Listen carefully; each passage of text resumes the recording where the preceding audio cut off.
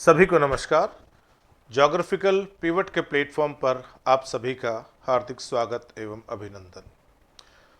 देखिए, हम अच्छी तरह से जानते हैं कि भूगोल में ज्योग्राफिकल थॉट की शुरुआत, भौगोलिक चिंतन की शुरुआत ग्रीक्स के काम के द्वारा शुरू होती है। यूनानियों का कंट्रीब्यूशन सबसे पहले हमें देखने को मिलता है, उसके बाद रोमन्स का कंट्रीब्यूशन आता है और फिर यूरोप के क्षेत्र में लंबे समय के लिए एक अंधेरा सा छा जाता है, ज्ञान की धारा रुक सी जाती है और यूरोप डार्क एज में चला जाता है। और उसके बाद पुनः यूरोप में ज्ञान का संचार जो है उसकी शुरुआत हमें देखने को मिलती है 14वीं-15वीं शताब्दियों के आसपास, जब पुनर्जागरण का काल हमें देखने को मिलता है। और उसके बाद धीरे धीरे धीरे धीरे वापस यूरोप में ज्ञान के विकास के लिए माहौल बनता है।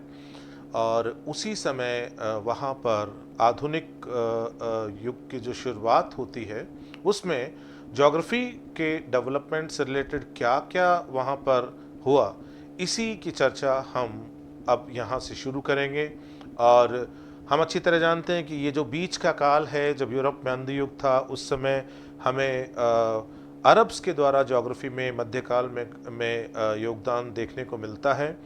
लेकिन जब हम यूरोप में पुनः आधुनिक युग की शुरुआत की बात करते हैं तो चार प्रमुख विद्वान जो हैं उनका जिक्र यहाँ करना आवश्यक हो जाता है। उसमें से एक है वेरेनियस, दूसरे हैं कांट, रीटर और हम्बोल्ट। इन चारों को हम आधुनिक भूगोल के संस्थापकों के रूप में भी देखते हैं।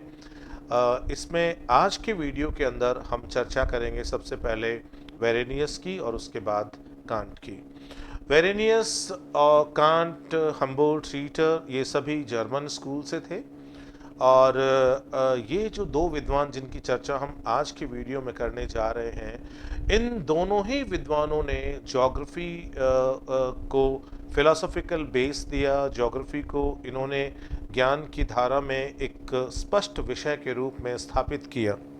वेरेनियस की यदि बात करें, ज़्यादा लंबे समय तक इनका जीवन काल नहीं रहा, लेकिन इन्होंने काफ़ी लैंडमार्क कंट्रीब्यूशंस दिए। इन्होंने ज्योग्राफी को दो भागों में बांट कर देखा, एक जनरल ज्योग्राफी, सामान्य भूगोल, और दूसरा इन्होंने दिया स्पेशल ज्योग्राफी या विशिष्ट या विशेष भूगोल। और इन्होंने सामान्य नियमों और सिद्धांतों की बात कही कि इनका अध्ययन हमें जनरल ज्योग्राफी में करना चाहिए और हमें विशिष्ट प्रदेशों, देशों का अध्ययन जो है वो हमें विशेष या विशिष्ट भूगोल में करना चाहिए। इसके साथ ही ये भी कहा जाता है कि इन्होंने जब विषय को इन दो शाखाओं में बांट कर देखा तो यहीं से भूगोल में क्रमबद्ध बनाम प्रादेशिक या सामान्य बनाम विशेष की के द्वैतवाद की शुरुआत होती है। हालांकि हमें बहुत स्पष्ट रूप से ये बात समझ लेनी चाहिए कि वेरेनियस स्वयं इन दोनों शाखाओं को दो विपरीत या विरोधी शाखाओं के रूप में नहीं देखते, बल्कि उनके अनुसार ये दोनों शाखाएं जो हैं वो एक दूसरे के पूरक हैं और ये दोनों शाखाएं एक दूसरे से अंतर संबंधित हैं। कांट के यदि योगदान की बात करें तो कांट ने न केवल भूगोल को परिभाषित किया, ज्ञान का जो क्षेत्र है उसमें भूगोल के स्थान को सुस्पष्ट किया। उन्होंने भूगोल और इतिहास के अंतर को स्पष्ट किया, भूगोल की विषय वस्तु का परिसीमन किया। इसका मतलब भूगोल को डिफाइन करने से लेकर उसकी बाउंड्रीज तय करने से लेकर हिस्ट्री और ज्योग्राफी में जो डिफरेंसेस हैं, जो जो अंतर हैं, उन पर अंतर्दृष्टि स्पष्ट करने से लेकर उन्होंने भूगोल में बहुत सारी शाखाओं के बारे में भी चर्चा की, भूगोल में भी वर्गीकरण दिया। जिस प्रकार उन्होंने ज्ञान का वर्गीकरण जो है वो दो धाराओं में किया, एक तार्किक वर्गीकरण और एक भौतिक वर्गीकरण, logical classification and physical classification.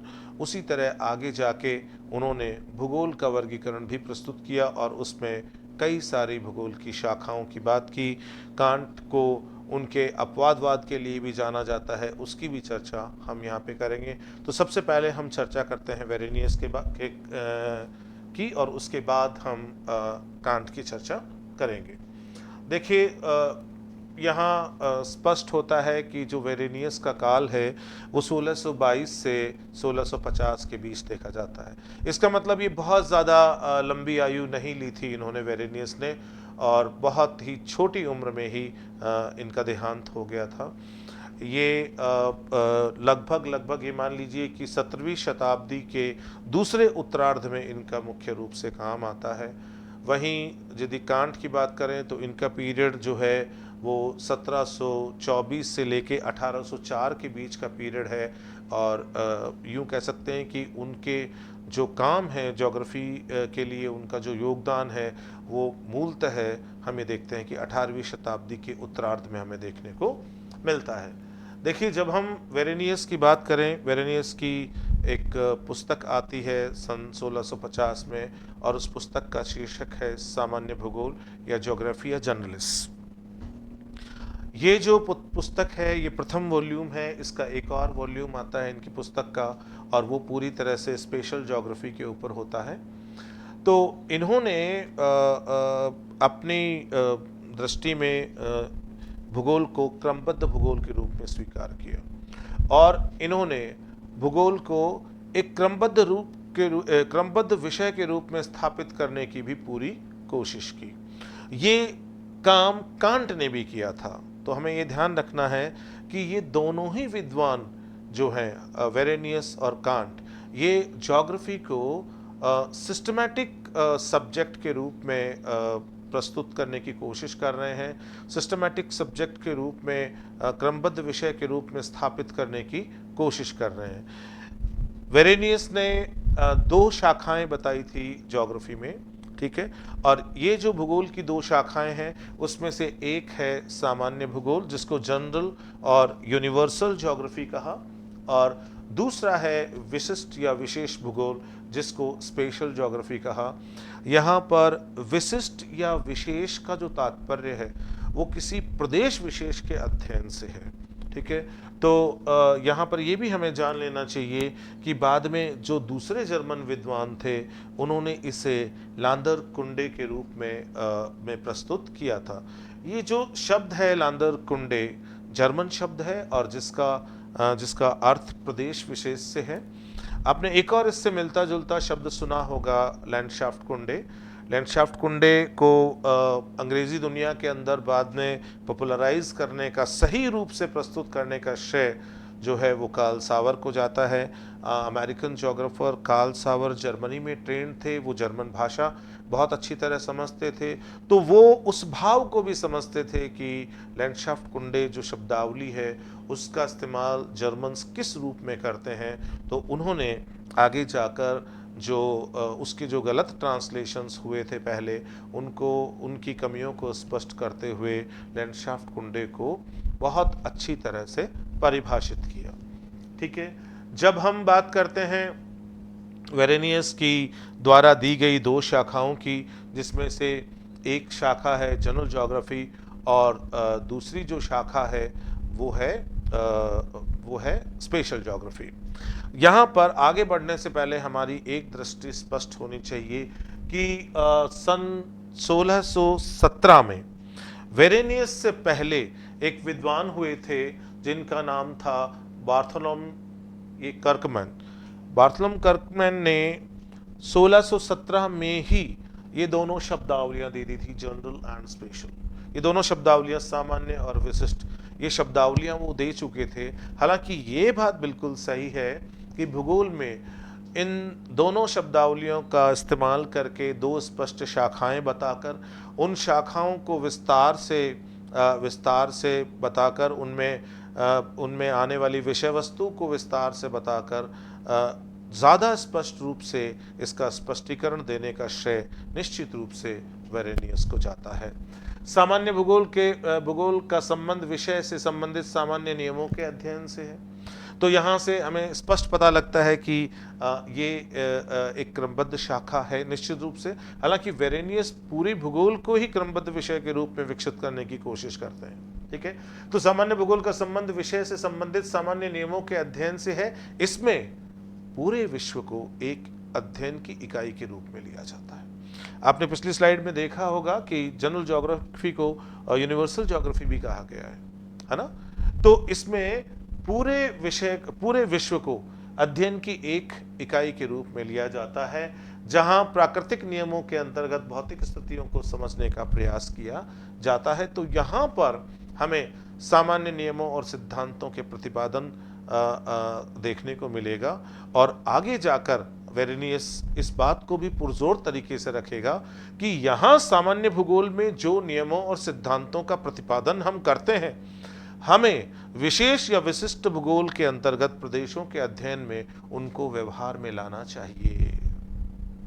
ठीक है, विशेष भूगोल का संबंध उसने कहा किसी देश या प्रदेश या देशों या प्रदेशों के गुणों के अध्ययन से है, अर्थात इसके अंदर किसी भी प्रदेश की जो व्यक्तिगत विशेषताएं होती है, उसकी जो पर्सनालिटी कैरेक्टरिस्टिक्स और ट्रेट्स होते हैं किसी भी प्रदेश के, उनके अध्ययन पर फोकस किया जाता है। इसका मतलब हम इसे प्रादेशिक भूगोल भी कह सकते हैं। इसके बाद यदि बात करें तो इस प्रादेशिक भूगोल में किसी विशेष देश अथवा प्रदेश की व्यक्तिगत विशेषताओं का हम गहन वर्णन प्रस्तुत करते हैं।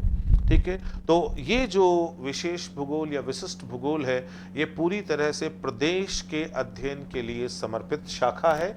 विशेष भूगोल में मनुष्य भी एक महत्वपूर्ण विषय सामग्री है। हमें यहाँ पर ये बात ध्यान रखनी है कि ये जो वर्गीकरण वेरेनियस प्रस्तुत करता है, सामान्य और विशेष भूगोल, इसमें सामान्य भूगोल के अंदर वो मनुष्य को विषय वस्तु के रूप में शामिल नहीं करते, लेकिन विशेष भूगोल के अंदर वो किसी प्रदेश के अध्ययन में मनुष्य को विषय की विषय सामग्री के रूप में अनिवार्यतः रखते हैं।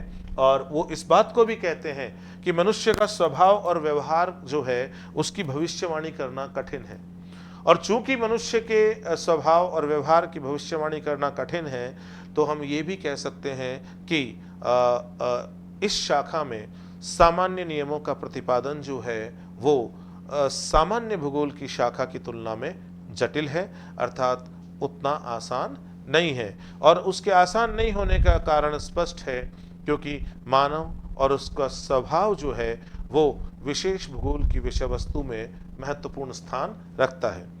यद्यपि प्रादेशिक भूगोल के नियम संरचनात्मक नियमों, सिद्धांतों एवं परिकल्पनाओं के प्रतिपादन हेतु जरूर महत्वपूर्ण है, वेरेनियस का मत था कि प्रादेशिक भूगोल का ज्ञान किसी भी प्रदेश की सरकार, प्रशासन, व्यापार और वाणिज्य आदि को समझने के लिए जरूरी है।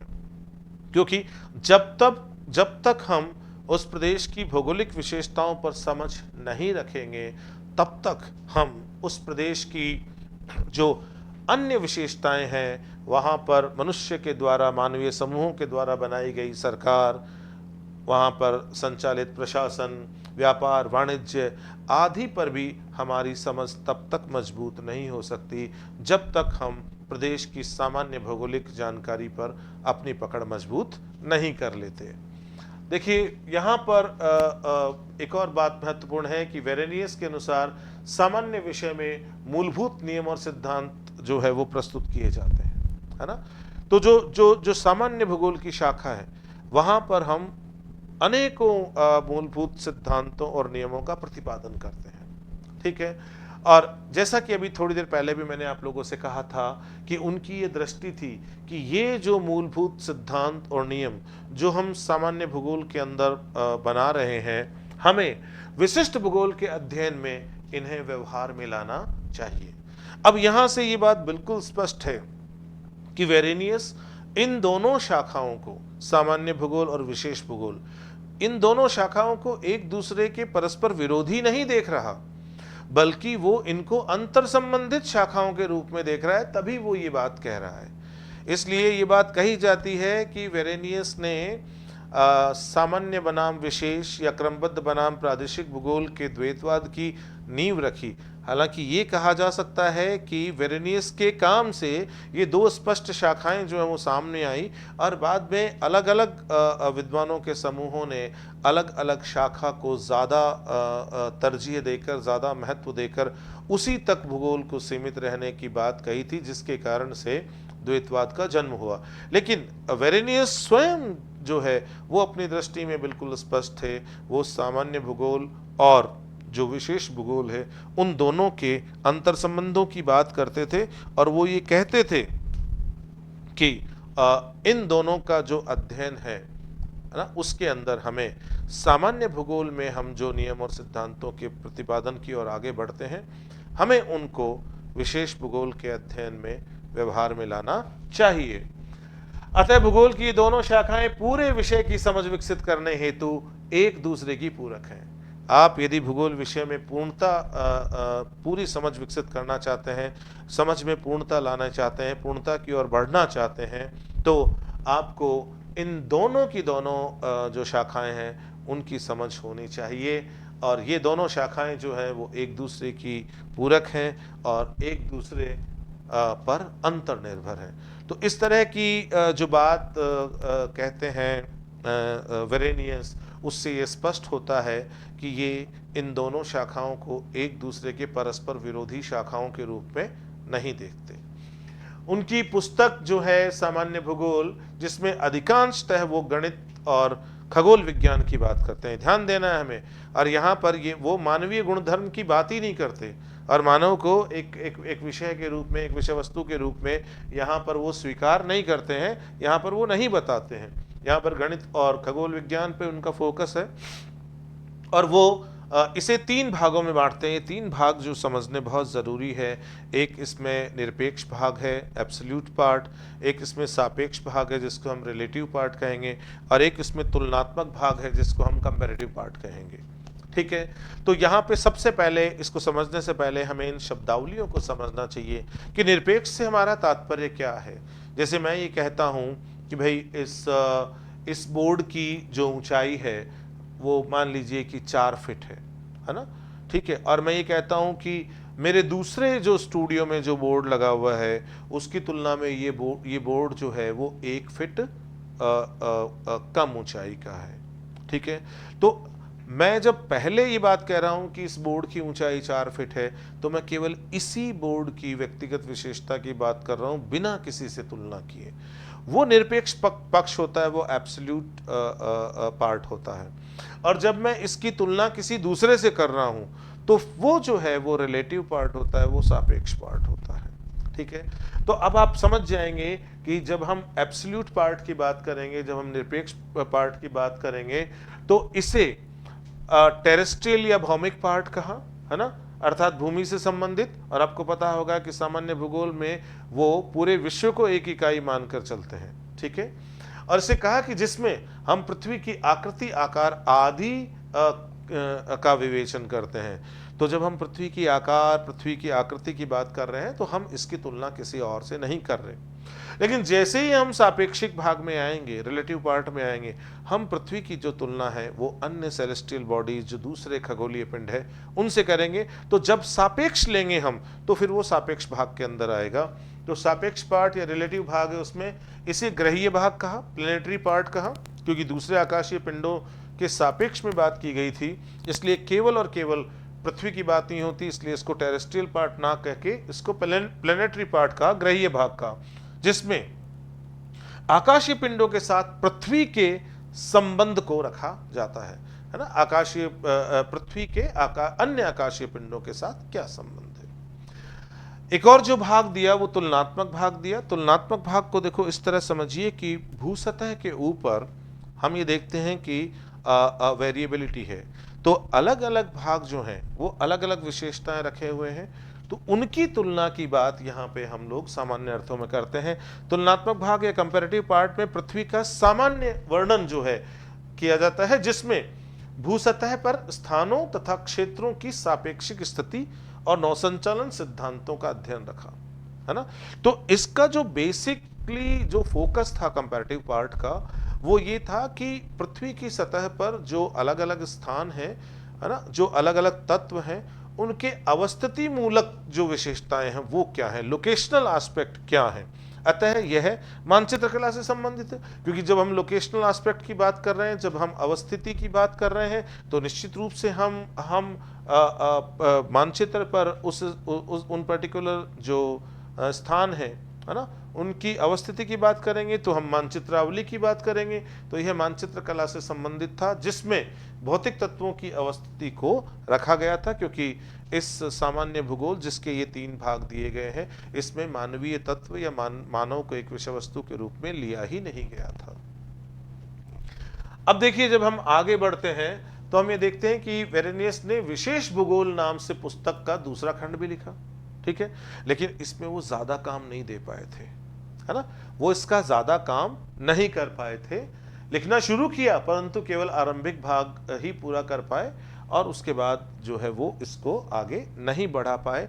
इसके उन्होंने 3 भाग बताए, है ना, और यहाँ पर जैसे उन्होंने सामान्य भूगोल को के 3 पार्ट बताए थे, है ना, उसी प्रकार उन्होंने इसके विशेष भूगोल या विशिष्ट भूगोल के भी 3 भाग बताए। पहला भाग जो था वो है खगोलीय गुणधर्म, ठीक है।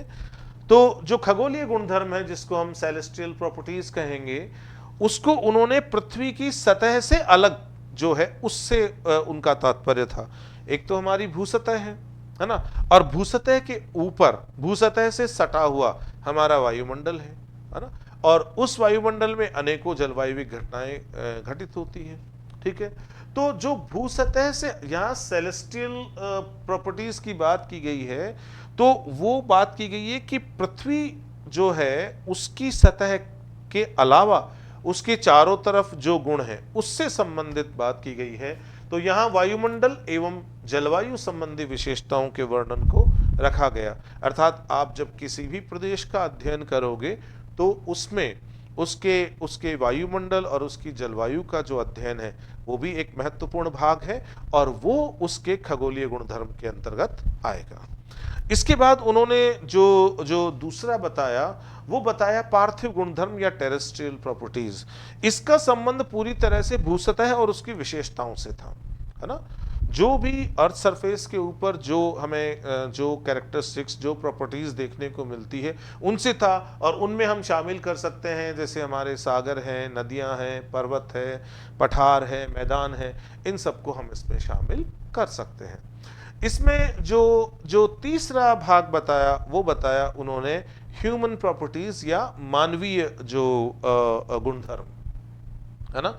तो जैसा कि मैंने पहले भी कहा था आपसे कि उन्होंने सामान्य भूगोल में कहीं पर भी मानवीय विषय की बात नहीं की थी। उन्होंने मानवीय विषय की बात ही केवल विशेष या विशिष्ट भूगोल में की, और उन्होंने कहा कि इसके 3 भाग है, उसमें से एक महत्वपूर्ण भाग जो है वो मानवीय गुणधर्म है। इसका मतलब जिस प्रदेश का आप अध्ययन कर रहे हो, जिस प्रदेश को लेकर आप बढ़ रहे हो, उसके वायुमंडल, उसकी जलवायु का अध्ययन, उसकी उसकी उसकी सतह से संबंधित विशेषताओं के अध्ययन के साथ साथ उस क्षेत्र में निवासित जो मनुष्य समुदाय है उसका अध्ययन भी उसका एक अभिन्न अंग है, महत्वपूर्ण भाग है। और मानवीय विशेषताओं में जैसे परिवहन है, व्यापार है, सरकारें हैं, तो ये सब मनुष्य समाज के द्वारा ही विकसित किए जाते हैं, चाहे वो परिवहन का जाल हो, परिवहन के साधन हो, चाहे व्यापार की व्यवस्थाएं हो, चाहे इसके अलावा जो अन्य जो प्रॉपर्टीज हो जैसे सरकारें आदि, है ना। वेरेनियस ने भौतिक भूगोल एवं जल विज्ञान पर भी लेखन प्रस्तुत किया था, और उन्होंने क्या किया, जलीय चक्र जो है वो दिया, है ना, वाटर साइकिल या हाइड्रोलॉजिकल साइकिल दिया उन्होंने, है ना। उसकी सामान्य चर्चा करने के साथ साथ उन्होंने अपर्दन और निक्षेप का सकारण वर्णन प्रस्तुत किया। तो देखो, सकारण जब हम शब्द यूज कर रहे हैं, इसका मतलब कि उन्होंने केवल और केवल उसका सामान्य वर्णन नहीं किया बल्कि विश्लेषण प्रस्तुत किया, ठीक है। तो ये उनका एक महत्वपूर्ण काम था जो हम भौतिक भूगोल के अंतर्गत देख सकते हैं। वेरेनियस ने ही सर्वप्रथम बताया कि भूसतह पर सर्वाधिक तापमान भूमध्य रेखा पेटी में नहीं बल्कि अयनवृत्तों वाले क्षेत्रों में अवस्थित गर्म मरुस्थलों में पाए जाते हैं। इस तथ्य को देखकर हमें ऐसा लगता है कि ये बात तो एंशियंट टाइम में भी की जा चुकी है, ये बात तो मिडिवल टाइम में भी की जा चुकी है ना। ये तो हमें यूनानी, रोमन और अरबों के काम में भी ये तथ्य परिलक्षित होता है। ये बात बिल्कुल सही है कि इसके इर्द गिर्द बात पहले हो चुकी थी, लेकिन यहाँ पर जो भाव निकल के आता है वो ये आता है कि वो ये बताने की कोशिश करते हैं कि भूसतह पर जो सबसे ज़्यादा तापमान है, ठीक है, वो भूमध्य रेखा पर नहीं बल्कि जो ऐनवृत्तीय भागों में शुष्क दशाएं या मरुस्थलीय दशाएं पाई जाती है वहां पर हमें देखने को मिलते हैं। अब देखिए इसके बाद हम ये देखते हैं कि इन्होंने जापान और थाईलैंड के ऊपर 1649 में पुस्तकें भी प्रस्तुत की थी, अर्थात प्रादेशिक भूगोल जो है वो प्रस्तुत किया था वहाँ का। और निश्चित रूप से जब इन्होंने प्रादेशिक भूगोल प्रस्तुत किया तो वहाँ पर जो मानवीय पक्ष हैं उनको भी विशेष महत्व दिया गया, क्योंकि ये जो अध्ययन है ये विशेष भूगोल या विशिष्ट भूगोल के अंतर्गत है, स्पेशल ज्योग्राफी के अंतर्गत है। उसी के अंतर्गत इन्होंने किसी प्रदेश विशेष के डिटेल्ड अध्ययन की बात की थी, और उसके अंदर जो 3 भाग उन्होंने दिए थे, खगोलीय भाग और पार्थिव भाग के अलावा जो तीसरा जो भाग है या तीसरा गुणधर्म है वो मानव गुणधर्म है। तो निश्चित रूप से जब प्रदेश के अध्ययन में मानवीय पक्षों की विवेचना जो है वो स्वाभाविक यहाँ देखने को मिलेगी। वेरेनियस ने भूगोल में द्वैतवाद की नींव डाली, लेकिन मैं पहले भी आपसे कह चुका हूं कि वेरेनियस जब भूगोल में सामान्य भूगोल और विशेष भूगोल की शाखाओं की बात करते हैं तो वो इन दोनों शाखाओं के अंतर संबंधों की बात करते हैं, और वो ये भी कहते हैं कि भूगोल के ज्ञान में हमारी पूर्णता जो है उसकी ओर हम तभी बढ़ सकते हैं जब हम इन दोनों शाखाओं पर अपनी पकड़ मजबूत करें। तो कहीं भी वेरेनियस जो है वो इन दोनों शाखाओं को विरोधाभासी नहीं बताते हैं, एक दूसरे के विरोध में वो इनको वर्णित नहीं करते हैं, बल्कि वो इन दोनों शाखाओं में अंतर संबंध स्थापित करने की कोशिश करते हैं। तो हम ये कह सकते हैं कि ये जो द्वैतवाद की नींव है ये वेरेनियस के काम से पड़ी, क्योंकि उन्होंने भूगोल को 2 भागों में बांट कर दिखाया और बाद में अलग अलग विद्वानों के समूह अलग अलग शाखाओं के साथ आगे बढ़ने लगे। लेकिन स्वयं वेरेनियस जो हैं वो किसी भी प्रकार के किसी द्वैतवाद की बात नहीं करते हैं। ठीक है, इस द्वैतवाद को हम सामान्य बनाम विशिष्ट भूगोल के रूप में भी देखते हैं, क्रमबद्ध बनाम प्रादेशिक भूगोल के रूप में भी देखते हैं, और भौतिक परिघटना बनाम सामाजिक सांस्कृतिक परिघटना वाले द्वैतवाद के रूप में भी इसको संज्ञा दी जाती है। वेरेनियस ने इन धाराओं के मध्य अंतर संबंध को रेखांकित भी किया, परंतु फिर भी सदियों तक यह द्वैतवाद बना रहा, और जो हमारे जो स्कॉलर्स हैं भूगोल के वो 2 शाखाओं में 2 धड़ों में बटे रहे। लेकिन कोई भी द्वैतवाद जब विषय में आता है तो विषय की 2 अलग अलग शाखाएं स्पष्ट रूप से अपनी पहचान बनाने के लिए आगे बढ़ती हैं, और वो दोनों शाखाएं दावा करती है कि भाई हमारी शाखा ही जो है वो विषय है, विषय का कोर है और यही विषय है। ठीक है, और इसे स्थापित करने के लिए दोनों शाखाएं पुरजोर मेहनत करती है, दोनों शाखाओं से जुड़े हुए जो स्कॉलर्स है वो पुरजोर मेहनत करते हैं, और इस दौरान यदि विषय जो है वो टूट जाता है तो शायद विषय के लिए नुकसान की स्थिति बन सकती है। लेकिन अंततः यदि ये दोनों शाखाएं आपस में मर्ज हो जाए और द्वैतवाद खत्म हो जाए तो हम ये कह सकते हैं कि इन दोनों की विषय वस्तु विषय सामग्री बन जाती है, और इस तरह से यदि द्वैतवाद देखने को मिलता है तो वो हमारे विषय को और समृद्ध करता है। और फॉर्चुनेटली ज्योग्राफी में जितने भी द्वैतवाद आए हैं वो सभी जो हैं उनका अवसान ऐसे ही हुआ है, वो इसी तरह खत्म हुए हैं, और हमारा विषय जो है वो लगातार समृद्ध होता गया है। अब देखो इसके अलावा हमें एक चीज़ और देखनी है कि इन्होंने तत्कालीन समय के खगोल विज्ञान और मानचित्र विज्ञान को एक स्थान पर संकलित भी किया और उसके साथ साथ में विश्लेषित भी किया, तो ये भी उनके योगदान का एक पक्ष है। इसके साथ साथ जो कोपरनिकस, केपलर, गैलीलियो आदि ने जो सूर्य केंद्रित संकल्पना दी थी, है ना, हेलियोसेंट्रिक व्यू दिया था, इन्होंने उसका समर्थन किया, क्योंकि आपको पता होगा कि अंध युग में, है ना, इन विद्वानों के काम को जब महत्व मिला उससे पहले जो पृथ्वी केंद्रित संकल्पना थी उसका बोलबाला था। तो हालांकि सूर्य केंद्रित संकल्पना को स्थापित करने वाले प्रमुख विद्वान कोपरनिकस, केपलर, गैलीलियो आदि हैं, लेकिन कांट ने भी इनकी संकल्पना को अपना समर्थन दिया था। अगली बात यह है कि ये मानना था वेरेनियस का कि भूगोल को मात्र वर्णनात्मक तक सीमित नहीं रख सकते। हमने शुरू में पहले ही स्लाइड के ऊपर ये बात कही थी कि वेरेनियस जो है वो भूगोल को एक क्रमबद्ध विषय के रूप में विकसित करना चाहते थे। तो भूगोल को मात्र वर्णनात्मक तक सीमित मानने का सवाल ही नहीं उठता। अतः भूगोल का उद्देश्य लक्ष्य मात्र स्थानों का वर्णन नहीं, अपितु नियमों और सिद्धांतों का प्रतिपादन कर क्रमबद्ध स्वरूप में अध्ययन को प्रस्तुत करना है।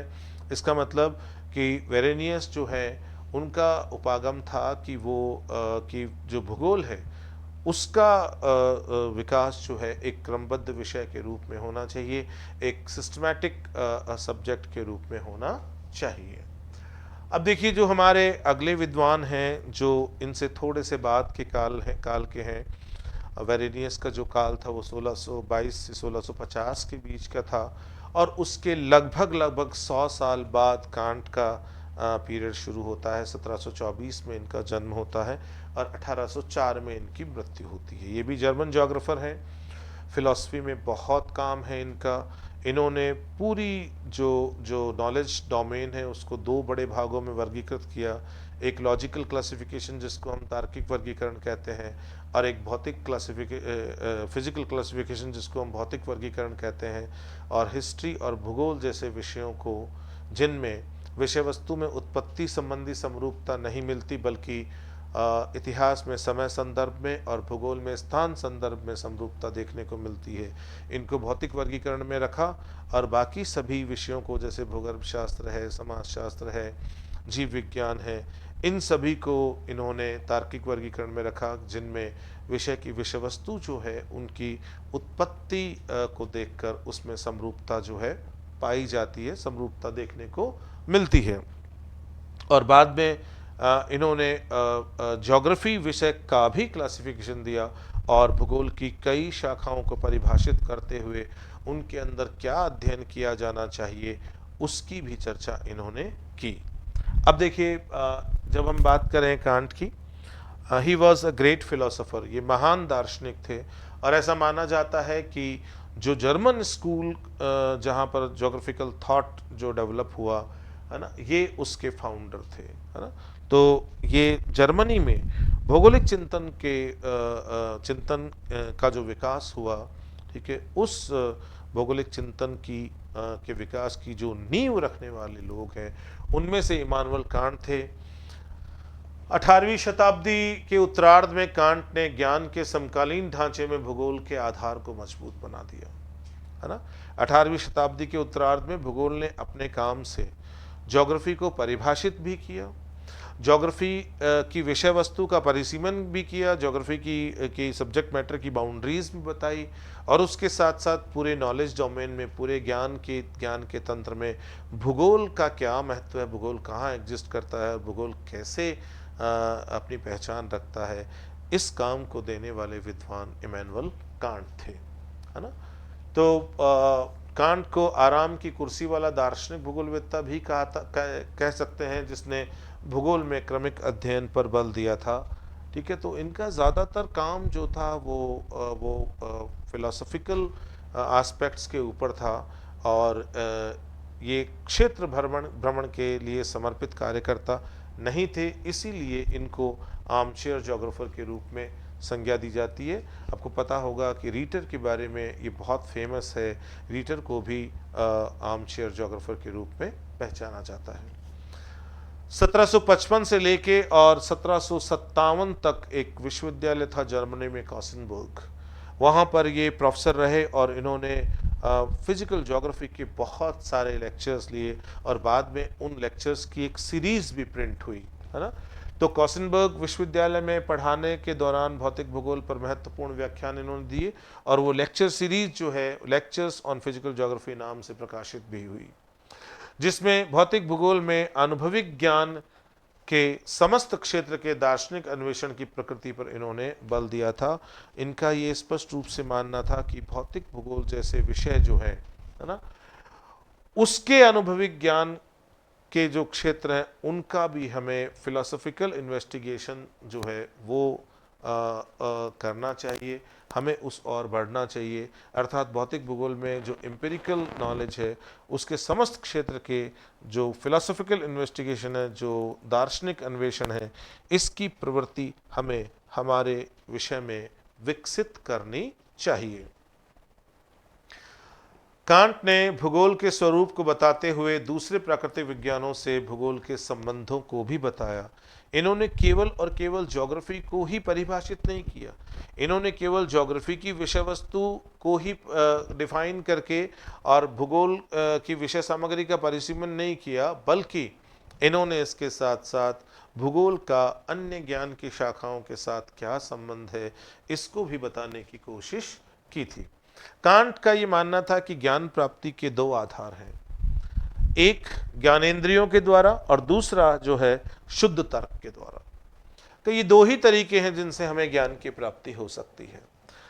जब हम ज्ञानेंद्रियों के द्वारा ज्ञान प्राप्त करते हैं तो उसके दो तरीके हैं, एक सीधे जो हमारे सेंसेस हैं, जो हमारी बाह्य इंद्रियां हैं, जैसे हम देख पा रहे हैं, सुन पा रहे हैं, सूंघ पा रहे हैं, है ना।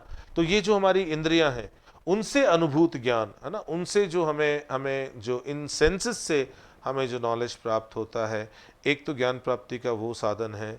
इसी ज्ञानेंद्रियों द्वारा ज्ञान में एक और जो आता है बाह्य इंद्रियों के अलावा, वो है अंतर्मन के द्वारा ज्ञान प्राप्ति, है ना, वो अंतर्मन के द्वारा ज्ञान प्राप्ति है। ठीक है, इन दोनों के अलावा जो एक और तरीका है ज्ञान प्राप्ति का, है ना, या यूं कहें कि ज्ञानेंद्रियों द्वारा ज्ञान प्राप्ति जो है ना, वो दो तरीकों से संभव है। उसके अलावा जो एक और तरीका है ज्ञान प्राप्ति का, वो है pure reason, through pure reason, है ना, जिसमें ये जरूरी नहीं कि हम उनको हमारी इंद्रियों के द्वारा अनुभूत करें। जैसे हम विभिन्न तथ्यों के तार्किक विवेचन के आधार पर ये बात सफलतापूर्वक कहते हैं कि पृथ्वी गोल है और पृथ्वी की परिधि ये है ना। तो ना तो हम एक साथ उसको महसूस कर सकते, ना देख सकते, लेकिन हम तार्किक आधार पर इस बात को स्थापित कर सकते हैं कि पृथ्वी का आकार जो है वो ऐसा है। ठीक है, कांट का मत था कि भौतिक भूगोल प्रकृति का अध्ययन है ना। भौतिक भूगोल क्या है? प्रकृति का अध्ययन है ना, नेचर, स्टडी ऑफ नेचर। और सारी की सारी जो परिघटनाएं हैं, है ना, वो प्रकृति के ऊपर होती हैं। ठीक है, तो प्रकृति का अध्ययन जो है वो सर्वप्रमुख है। इसलिए भौतिक भूगोल का अध्ययन वो ऑटोमेटिकली हमारे लिए सबसे ज्यादा महत्वपूर्ण हो जाता है।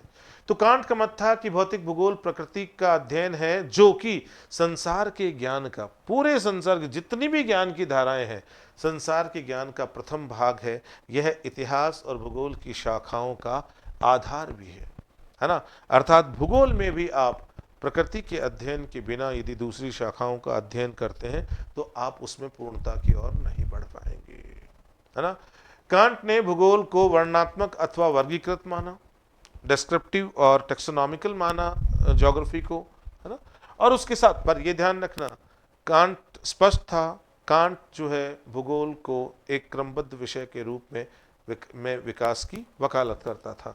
इसी उपागम के साथ अनुभविक ज्ञान आधारित सामान्य नियम प्रतिपादन पर भी बल दिया।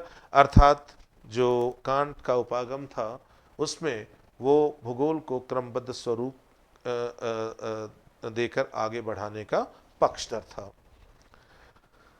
कांट ज्ञानार्जन के क्षेत्र में भूगोल के स्थान पर विस्तृत चर्चा करते हुए इसकी प्रकृति को स्पष्ट करते हैं और वो ये बताते हैं कि किस प्रकार भूगोल का अध्ययन जो है वो केवल और केवल भूगोल के एक विषय के रूप में अध्ययन के लिए ही महत्वपूर्ण नहीं है, बल्कि अन्य विषय के विषय क्षेत्र में समझ विकसित करने के लिए भी अति महत्वपूर्ण है। अनुभविक तथ्यों या परिघटनाओं के क्रमबद्ध अध्ययन हेतु कांट ने दो उपागम दिए, है ना। तो जो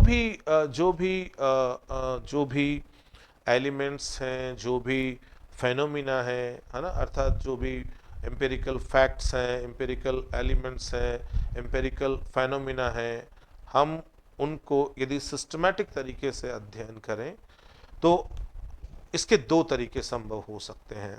एक तरीका जिसको हम कहेंगे तार्किक वर्गीकरण, है ना, और दूसरा तरीका भौतिक वर्गीकरण। पहले इसको एकदम सरल रूप में समझिए। यदि किसी भी विषय की विषय वस्तु में जो तत्व, परिघटनाएं आदि शामिल है, यदि उनमें उत्पत्ति संबंधी एकरूपता पाई जाती है, समरूपता पाई जाती है, तो ऐसे विषय वस्तु वाले विषयों को हम तार्किक वर्गीकरण के फोल्ड में रखेंगे। ठीक है, और यहां पर ये लाइन आपको बहुत हद तक काफी चीजें स्पष्ट कर देगी। Things are similar due to similar origin regardless of when and where they occur. तार्किक वर्गीकरण में यही महत्वपूर्ण है कि जो विषय की विषय वस्तु है वो समरूपता रखती है उत्पत्ति के आधार पे, वो कहां और कब पाई जाती है इससे इस तार्किक वर्गीकरण की शाखा का सरोकार नहीं है। ठीक है, और वो भौतिक वर्गीकरण में, फिजिकल क्लासिफिकेशन में वो ये कहता है कि यहां पर similarity in terms of origin जो है उससे हमें कोई लेना देना नहीं है। ठीक है, उत्पत्ति संबंधी समरूपता से हमारा कोई सरोकार नहीं है, बल्कि विषय की विषय वस्तु में उत्पत्ति संबंधी विविधताएं देखने को मिलती है। यहां पर समय अथवा स्थान के संदर्भ में समरूपता महत्वपूर्ण है, और यदि समय के संदर्भ में महत्वपूर्ण में समरूपता देखने को मिलती है तो उसका अध्ययन हम इतिहास के अंतर्गत करते हैं, और यदि स्थान के संदर्भ में समरूपता देखने को मिलती है तो उसका अध्ययन जो है वो हम भूगोल के अंतर्गत करते हैं। ठीक है, तो अब हम पहले तार्किक वर्गीकरण की बात कर लेते हैं। एक जैसी चीजें, है ना, अनुभविक तथ्य और परिघटना एक जैसी, अब उनको एक जैसी कौन बना रहा है? एक जैसी उत्पत्ति के कारण, है ना, एक जैसी उत्पत्ति के कारण। और यहां किस चीज से सरोकार नहीं है कि वो कहां और कब पाई जाती है। ये तार्किक वर्गीकरण है। ठीक है, things are similar due to similar origin regardless when and where they occurs. इससे कोई मतलब नहीं है कि कहां और कब वो पाई जाती है, सिर्फ और सिर्फ इस बात से सरोकार है कि उनमें उत्पत्ति संबंधी समानताएं देखने को मिलती हैं। यदि हम इस तरह देखें तो प्रकृति के आधार पर परिघटनाओं का वर्गीकरण जो है वो संभव है, और इसमें क्रमबद्ध विज्ञानों की एक श्रृंखला जो है वो हमें देखने को मिलती है, जैसे शैलों का अध्ययन, चट्टानों का अध्ययन भूगर्भ शास्त्र में, जैसे सामाजिक समूह का अध्ययन वो समाजशास्त्र में, सोशियोलॉजी में, जैसे हम यूं कहें कि जीवों का अध्ययन बायोलॉजी में अर्थात जीव विज्ञान में। ठीक है, तो इस तरह के जो जो जो विषय हैं उनको तार्किक वर्गीकरण में रखा, और तार्किक वर्गीकरण में जो विषय की विषय वस्तु है उसका जो सरोकार है वो उत्पत्ति संबंधी समरूपता से है। ठीक है, यहाँ इस बात से कोई सरोकार नहीं है कि वो कब और कहाँ देखने को मिलती है, घटित होती है। ठीक है, उससे उसका कोई सरोकार नहीं है। अब देखिए हम आगे बात करते हैं भौतिक वर्गीकरण की। जब हम भौतिक वर्गीकरण की बात करते हैं तो हमारा उत्पत्ति संबंधी जो समरूपता है, ठीक है, उससे कोई लेना देना नहीं है। We are not bothered about the similarity in terms of origin, उससे हमारा कोई लेना देना नहीं है, बल्कि हमें यहां पर उत्पत्ति संबंधी विविधताएं देखने को मिलेगी। यहां जो समानता देखने को मिलेगी वो आपको समय अथवा स्थान के संदर्भ में देखने को मिलेगी। ठीक है, similarity in terms of time और space. When there is similarity in terms of time, then we will call that branch as history. If similarity is there in terms of space, then we will study those contents in the domain of geography. तो यदि समय की समरूपता के आधार पर हम अध्ययन करते हैं, जहां पर उत्पत्ति के आधार पर विविधता बिल्कुल पाई जाती है, तो वो इतिहास के अंतर्गत आता है। और यदि हम स्थान के संदर्भ में समरूपता को संज्ञान में रखते हुए विविध उत्पत्ति वाली विषय वस्तु का अध्ययन करते हैं, तो वो भूगोल के अंतर्गत आता है। है ना। तो यहां देखिए कि things of diverse character and origin but together because they occur at same time और इन सेम स्पेस, है ना। तो चीजों को हम एक साथ देख रहे हैं किस तरह से, या तो वो उनमें समय की समरूपता है या स्थान की समरूपता है, और यहीं पर हमारा विषय जो है वो स्टैंड करता है। अर्थात भूगोल जो है वो इसी फोल्ड के अंतर्गत आता है, इसी भौतिक विभाजन के अंतर्गत आता है। इतिहास कालक्रमानुसार अध्ययन है, क्रोनोलॉजिकल स्टडी है, क्रोनोलॉजिकल साइंस है, और ज्योग्राफी जो है वो कोरोलॉजिकल साइंस है, वितरण विज्ञान है, कोरोलॉजिकल स्टडी है। और उसको डिफाइन कैसे करता है, ए डिस्क्रिप्शन और classification of things in terms of area, है ना। तो क्षेत्र के संबंध में, ठीक है, एरिया के संबंध में हम अध्ययन को यहां लेते हैं। कांट ने माना था कि इतिहास व भूगोल अनिवार्य विज्ञान है। इसका मतलब आप यदि कुछ भी पढ़ें तो आपको इतिहास और भूगोल का ज्ञान होना चाहिए।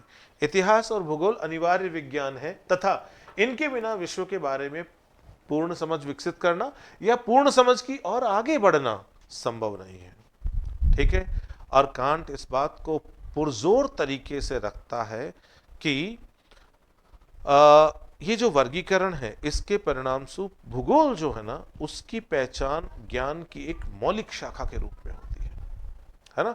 अर्थात भूगोल सुपरिभाषित होता है और भूगोल के कंटेंट्स की बाउंड्रीज जो है ना, वो भी वेल डिफाइंड होने लगती है, ठीक है।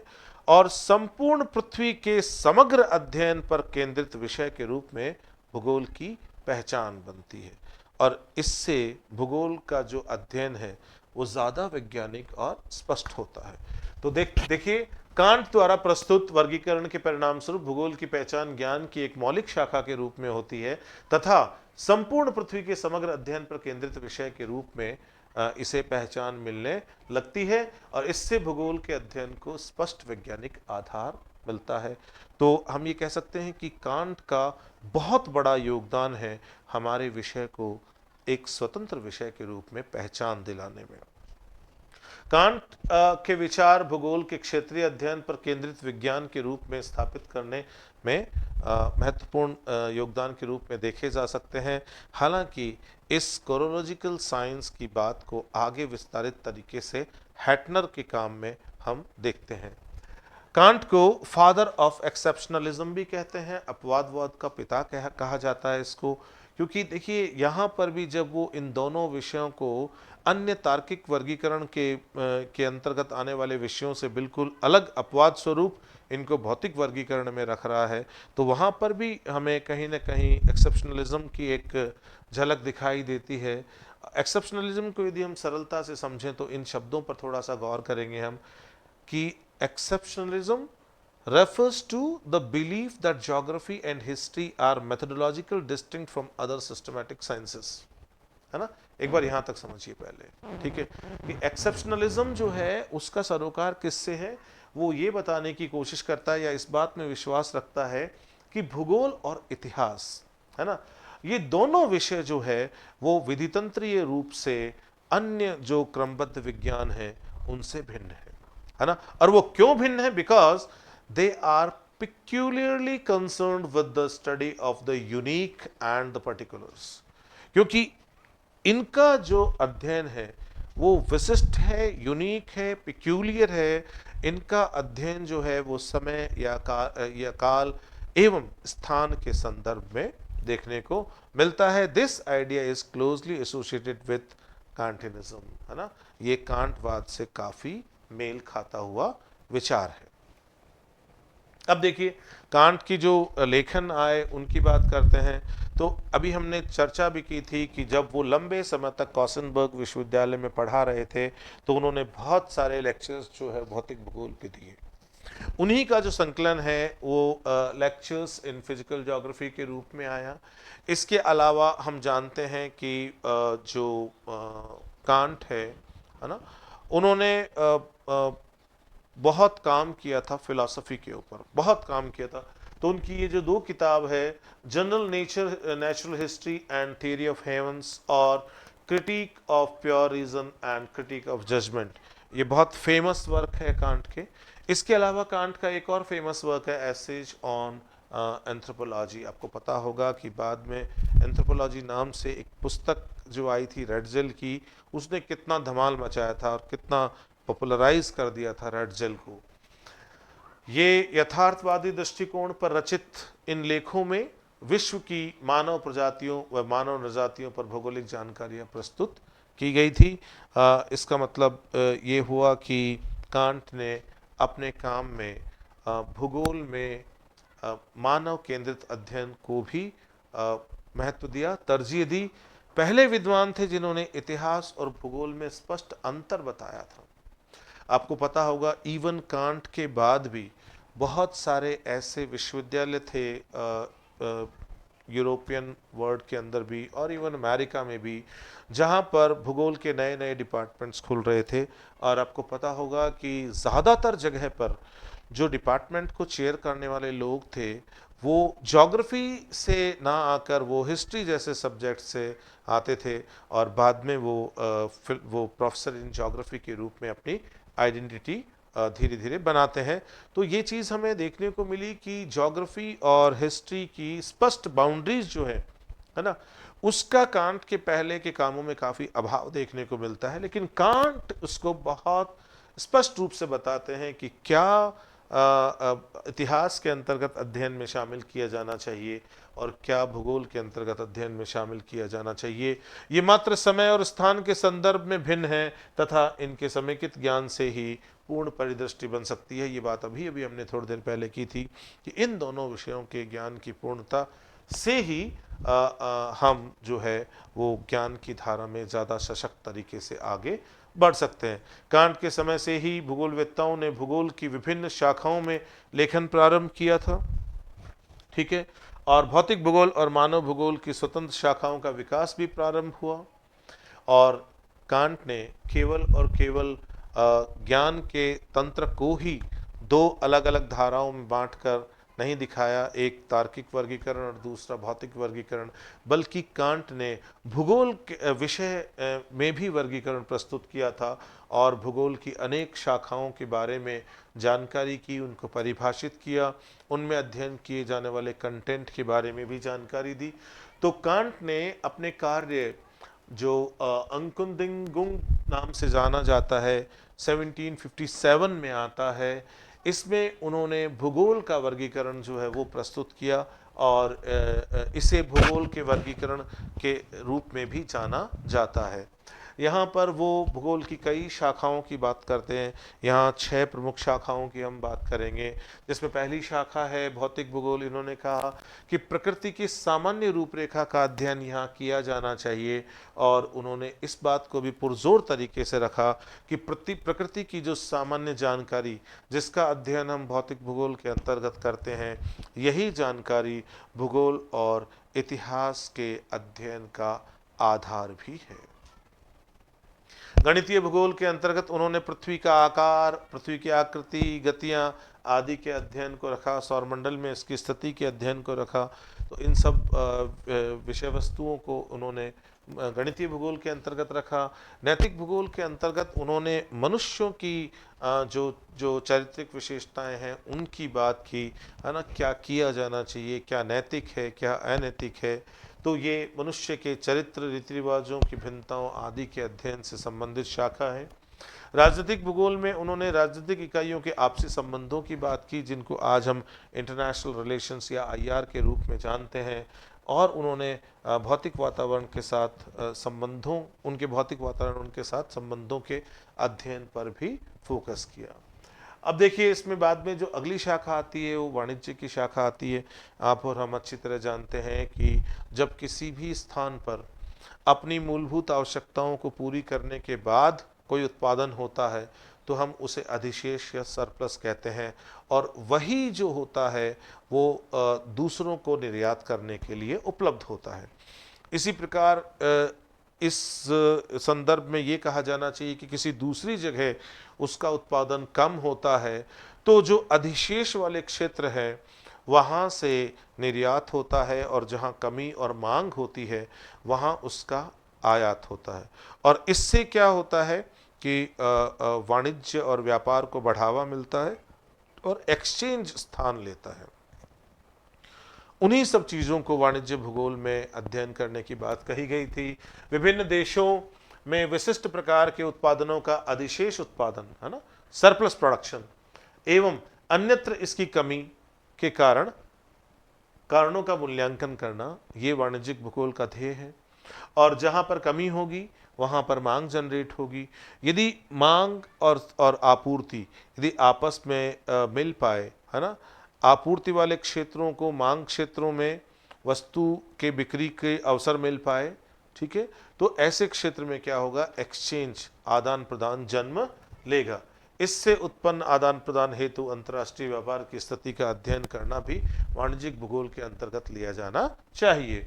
इसके बाद एक और शाखा आती है धार्मिक या ईश्वरीय आस्था भूगोल।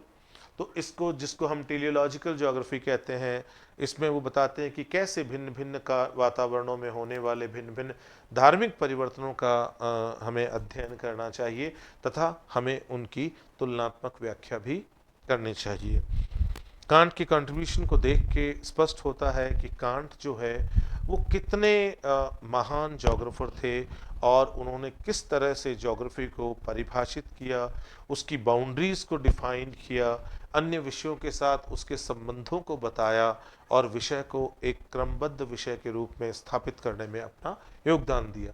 कांट ने भूगोल को स्पष्ट रूप से परिभाषित करते हुए इसके विषय क्षेत्र को परिसीमित करने का काम किया।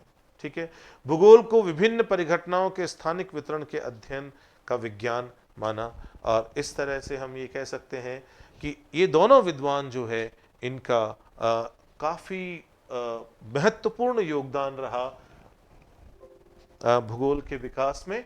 और हम ये कह सकते हैं कि इन दोनों विद्वानों को हम्बोल्ट और रीटर के साथ हम आधुनिक भूगोल के संस्थापकों के रूप में देख सकते हैं।